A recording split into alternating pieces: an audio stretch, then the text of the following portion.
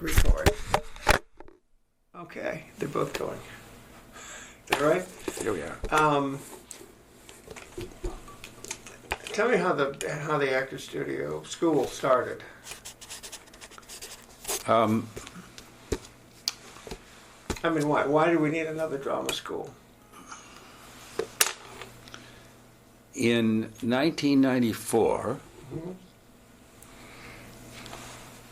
it was actually 1993, the end of 1993, when our mutual friend George Plimpton got married. Right. Kedekai and I went to the reception, and Norman Mailer, our mutual friend, and Norris Church, our mutual friend. Right. Norman and Norris pinned me to the wall at the reception for the marriage and said, "Why the hell haven't you come over to the Actors Studio?" Because Norman was a very active member of the Actors Studio. Yeah, we used to. Yeah, and he said, "You've got to come over and see what we do." Anyway, they were after me for weeks after that, and I kept putting it off because I was trained by Stella Adler, Harold Clurman, and Bobby Lewis. I was not trained by Lee Strasberg. Doesn't matter. I miss all those people. Oh, well, we're going to talk about a lot of people we miss. But in any event,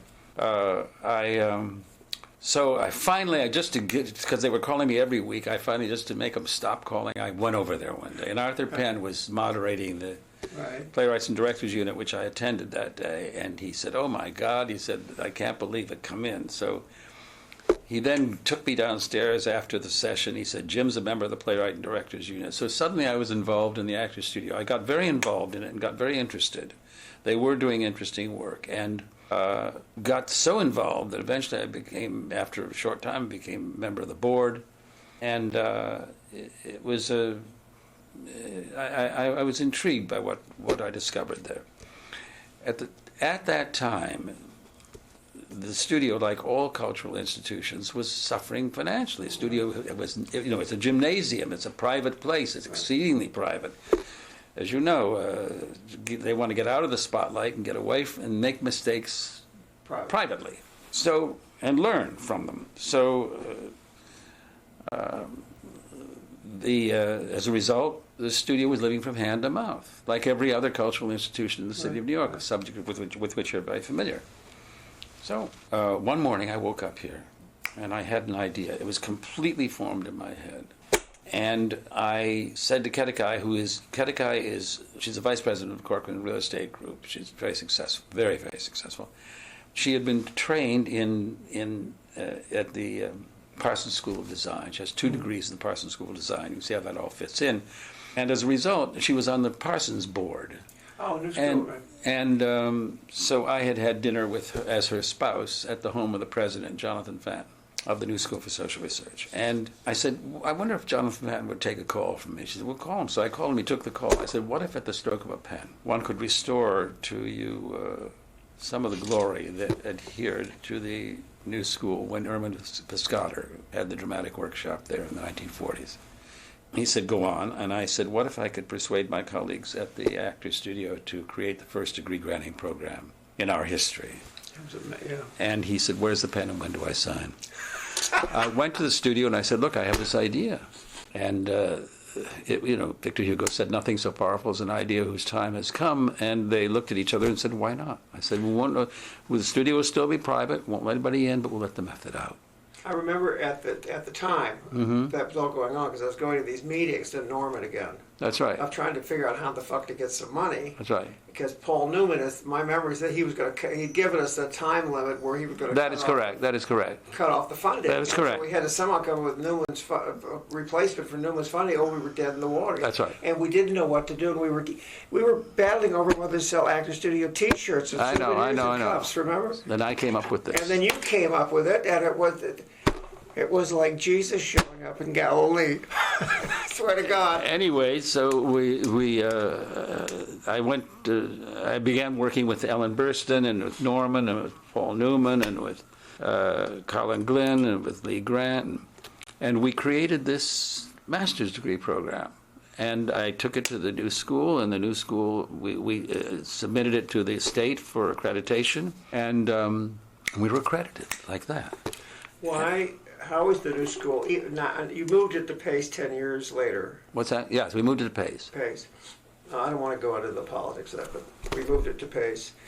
And it's hugely successful. My understanding it's the biggest in the country. By the third year, it was the largest graduate drama school in America. Why it's successful? Why was it necessary? I mean, I want you to. There are a lot of schools that teach acting. There are a few schools that teach acting very well, and there are very few schools that teach acting uniquely. Mm-hmm. And I think that our school does. It is consistent with what the studio. Can you hold on 1 second? Yeah, I can't turn this off. No, leave it on. This will be great.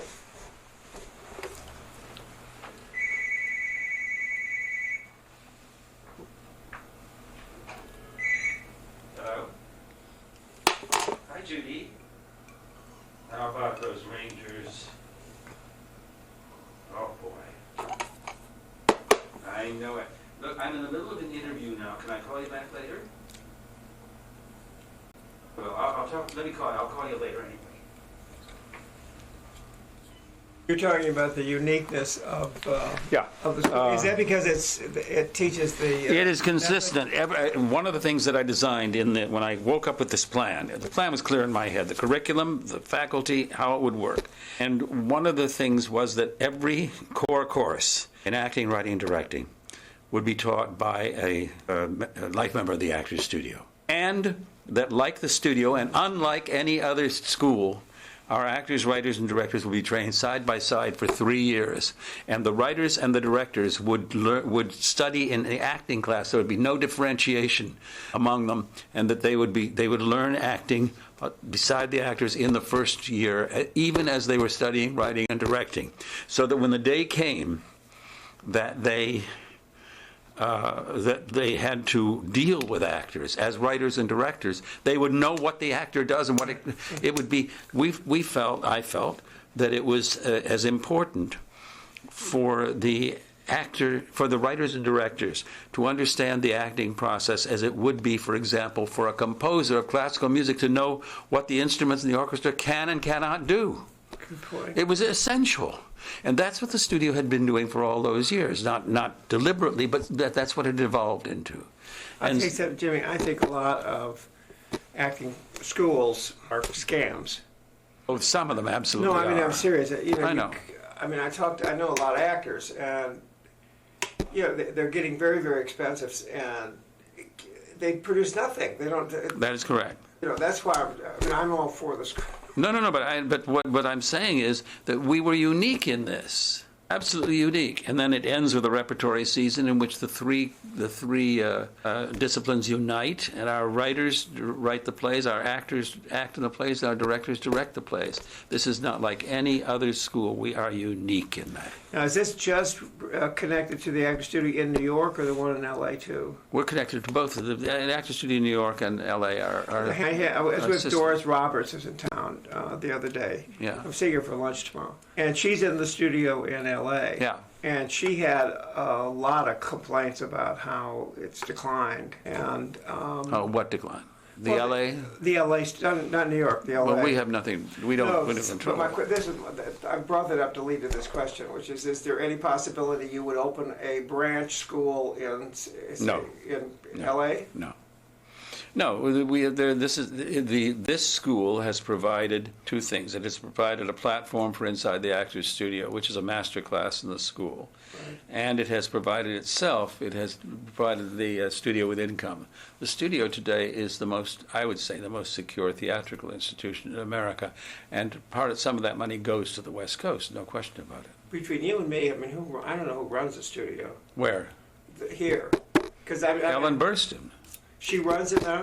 Boy, and how. And Patty, because they're doing a reading of my play in the fall. I want you to come, Patty. I've been talking to Avram and Patty, but I wasn't having a clue who's running the whole show now. That has nothing to do with the interview. How did the TV show come about? So here we had the school was accredited, bang, like that. And by the state. By the state. Right. And my fellow members of the studio said to me, Jim, you've got to launch it. I had no intention to. I was working on my third musical for Broadway. I thought I was going to get it going and then walk away. They said, you've got to start it. You must start it. So I said, okay, I'll do it for a year. And we now had people who would teach 30 weeks, people who would teach 6-week Fridays, people like Ellen Burstyn. And then we had people who could only come once a year, once in their lifetimes, to our school. Because of their schedules. The Yeah, actors. of course, who were so famous. But we knew them. They were friends, members of the studio, people like Paul Newman and Alec Baldwin. So I wrote them a letter saying, this is before we opened our doors, saying, would you come and teach a Monday, I'll be the moderator, we'll teach a Monday master class. This is non-credit. No, this is part of the school. No, it's part of the school. Yeah, but it's not. But there's no credit given for this class. It's like any master class. Right. And so Paul Newman responded, Dennis Hopper responded, Sally Field responded. All of a sudden,